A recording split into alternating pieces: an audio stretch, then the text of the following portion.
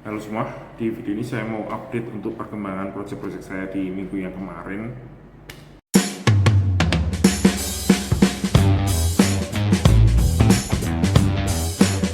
Saya langsung aja mulai dari proyek Hercules.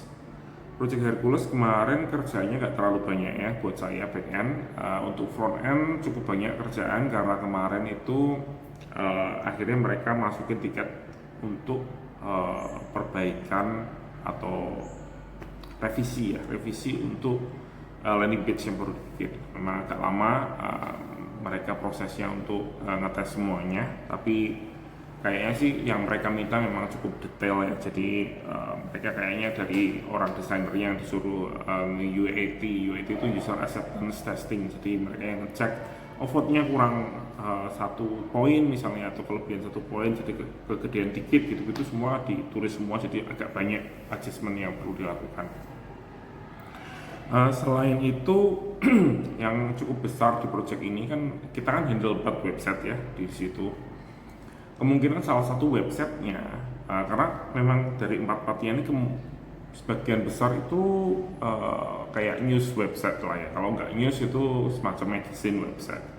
Dan salah satu websitenya yang memang bisa dibilang news website itu mereka ada keinginan untuk pindah platform. Jadi tetap pakai WordPress, tapi akan yang sebelumnya kan di hosting sendiri. Mereka ingin mencoba untuk ini baru hitung-hitung untuk gimana sih kalau mereka pindah ke Newspack. Jadi kalau ada yang belum tahu ya, Newspack itu adalah sebuah program dari Automatic.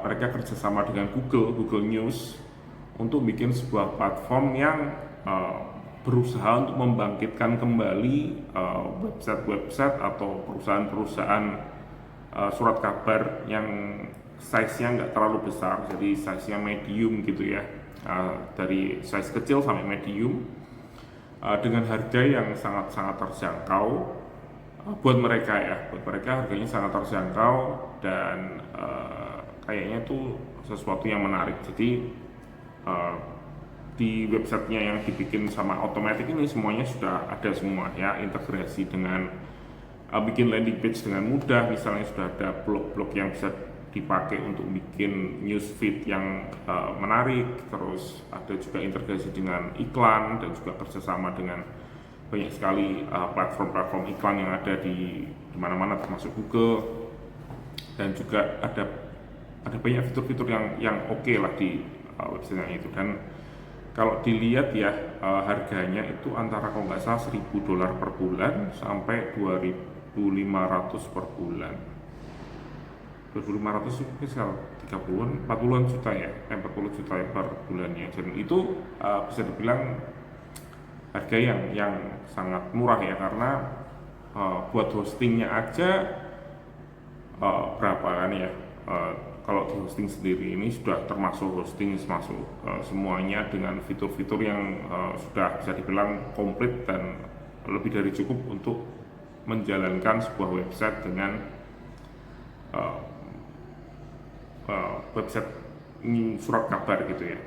Dan oke sih kayaknya, saya cek demonya juga kayaknya keren memang, yang ditawarkan cukup oke. Tapi memang ada risiko di situ ya, karena ketika kita sudah masuk ke platform itu mungkin kita nggak tahu setahun kemudian atau 6 bulan kemudian atau berapa bulan kemudian mungkin aja harganya yang menarik itu ya, harganya yang terjangkau itu bisa jadi dinaikkan sama Automatic kan. Biasanya kan memang gitu ya, kalau kita bikin platform baru pasti kan dibikin semurah mungkin, semenarik mungkin, sehingga penggunanya banyak, YouTube penggunanya sudah banyak, harganya juga nanti dinaikkan.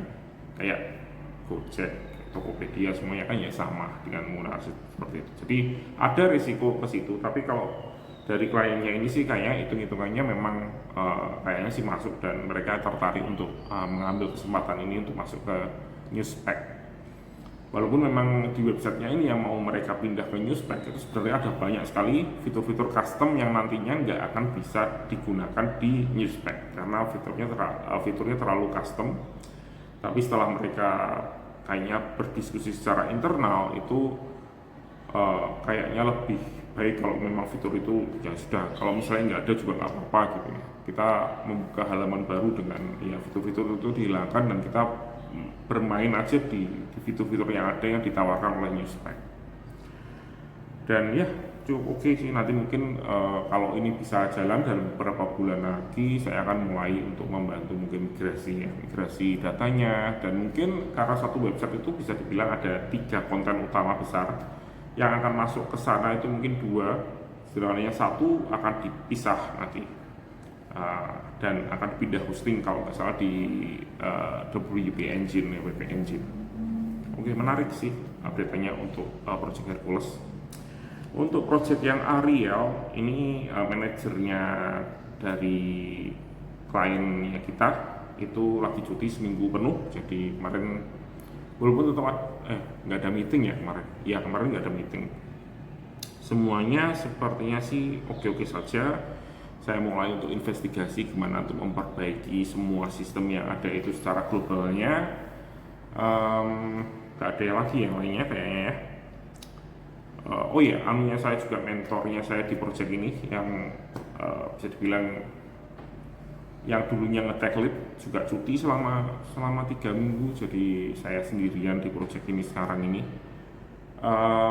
bersama dengan orang sistem ya, satu orang sistem. Tapi kayaknya sih aman-aman aja. Kemarin ada satu masalah sih sebenarnya, websitenya kena DDoS lagi. Kali ini sih DDoS-nya kemarin sempat dari Cina, terus dari ya gitulah dari Cina. Sekarang yang nge-DDoS itu kayaknya sih dari bot ya, jadi AI bot lagi. Padahal di Cloudflare kita sudah aktifkan untuk menanggulangi masalah itu, tapi ternyata tetap kena juga, harus diblok secara manual IP address-nya dan lain sebagainya. Tapi ya kayaknya sih aman-aman aja. Untuk updatean lain di Project Ariel itu websitenya akan di-feature di salah satu acara TV kalau nggak salah. Jadi kemungkinan trafficnya akan naik lagi ya di weekend kemarin. Tapi saya cek sih nggak ada masalah ya kayaknya cukup aman. Karena memang ya mestinya trafficnya memang tambah naik beberapa kali lipat ya, karena biasanya kalau di feature di acara TV kan biasanya jadi agak naik trafficnya. Karena di Amerika juga lagi rame ya tentang ada Donald Trump yang ditembak dan lain sebagainya, terus juga ya debat presiden yang akan mendatang dan lain sebagainya. Jadi keadaan politik di Amerika sedang rame memang. Dan di websitenya memang secara topik memang cukup dekat dengan politik ya, jadi ikutan ramai juga pastinya. Untuk project lainnya nggak ada ya, saat ini masih di 2 project itu aja saya. Untuk project Aurora masih nggak ada updatean terbaru, belum dikasih update lagi saya. Oh iya, kemarin saya sempat WordPress Meetup Semarang. Bisa dilihat nanti saya kasih linknya di kolom deskripsi. Kalau ada teman-teman yang di Semarang mau ikutan untuk kumpul sama teman-teman yang antusias WordPress ya, yang antusias dengan WordPress di Semarang dan sekitarnya, bisa ikut join di meetup selanjutnya di bulan Agustus tanggal 10 nantinya. Oke, terima kasih sudah menonton dan sampai jumpa di video selanjutnya.